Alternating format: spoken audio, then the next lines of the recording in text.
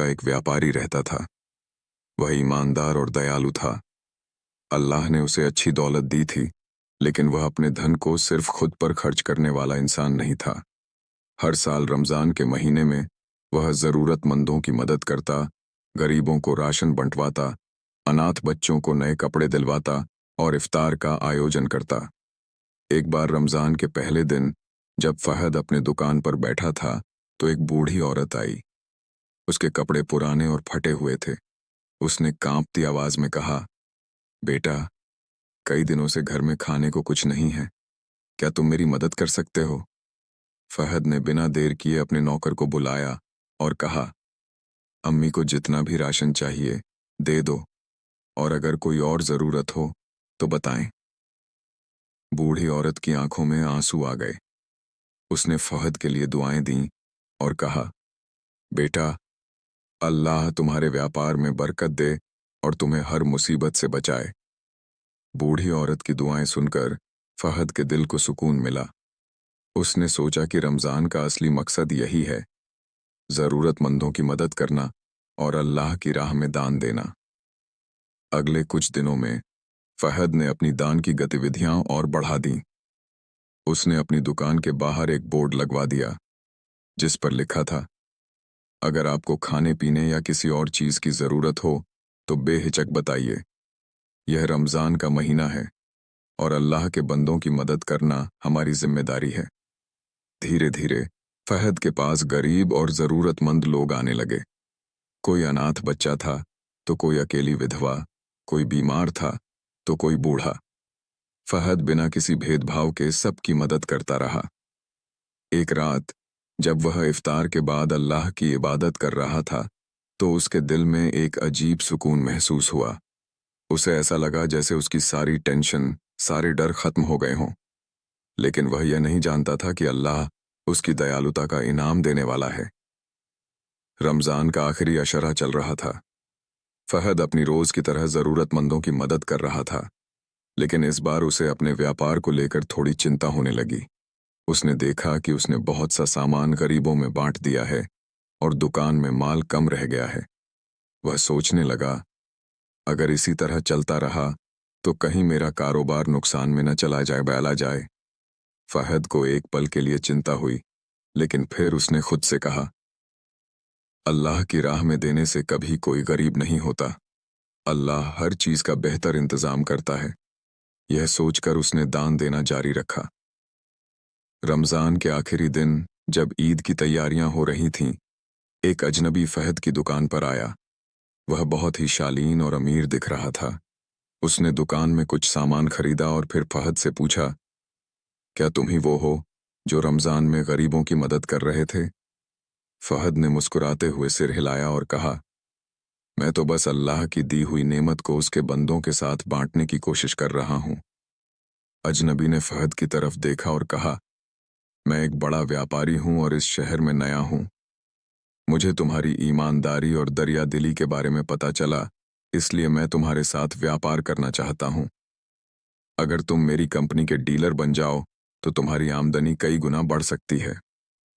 फहद यह सुनकर हैरान रह गया। उसे समझ आ गया कि यह सब उसकी दान दिल्ली और अल्लाह पर भरोसे का इनाम था। उसने खुशी खुशी उस व्यापारी का प्रस्ताव स्वीकार कर लिया। ईद के दिन जब पूरा शहर खुशियां मना रहा था, फहद की खुशी का कोई ठिकाना नहीं था। उसके व्यापार में दिन रात तरक्की होने लगी और उसकी दौलत भी बढ़ती चली गई, लेकिन उसने कभी दान करना नहीं छोड़ा। अब वह पहले से भी ज्यादा लोगों की मदद करने लगा। फहद की ईमानदारी और दरिया दिली का इनाम उसे मिल चुका था।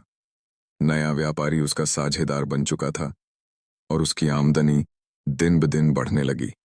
लेकिन फहद अब भी अपनी पुरानी आदत नहीं भूला था, गरीबों की मदद करना। अल्लाह की एक और परीक्षा। एक दिन फहद के पास एक बूढ़ा आदमी आया। उसके कपड़े बहुत पुराने थे, पैर में टूटी हुई चप्पलें थीं और चेहरा थका हारा लग रहा था। उसने कांपते हाथों से फहद को सलाम किया और बोला, बेटा, मैं कई दिनों से भूखा हूं। मेरे पास रहने के लिए कोई जगह नहीं है। क्या तुम मेरी मदद कर सकते हो? फहद ने बिना एक पल भी सोचे अपने नौकर को बुलाया और कहा, इनके लिए अच्छे कपड़े और जूते ले आओ। इन्हें हमारे गेस्ट हाउस में ठहरने की जगह भी दे दो।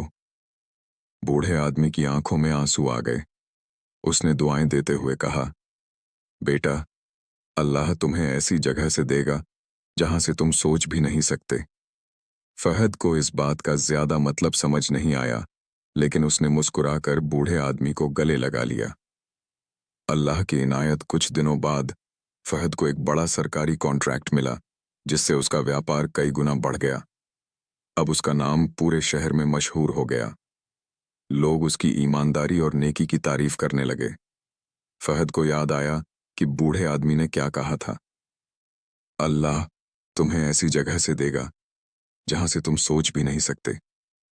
उसे अब यकीन हो गया था कि जब इंसान सच्चे दिल से किसी की मदद करता है तो अल्लाह उसे बेइंतहा बरकत देता है। अब फहद ने तय किया कि वह अपनी दौलत से एक फाउंडेशन बनाएगा जो हर रमज़ान में अनाथ बच्चों, गरीब परिवारों और ज़रूरतमंद लोगों की मदद करेगा। उसने एक स्कूल भी बनवाया ताकि गरीब बच्चे पढ़ लिख कर अपने पैरों पर खड़े हो सकें। अल्लाह का इनाम कभी ख़त्म नहीं होता। कई साल बीत गए। फहद अब शहर का सबसे बड़ा व्यापारी बन चुका था, लेकिन उसकी सादगी और नेकी वैसी ही बनी रही। हर साल रमज़ान में वह खुद ज़रूरतमंदों के बीच जाकर खाना बांटता और उनकी ज़रूरतें पूरी करता।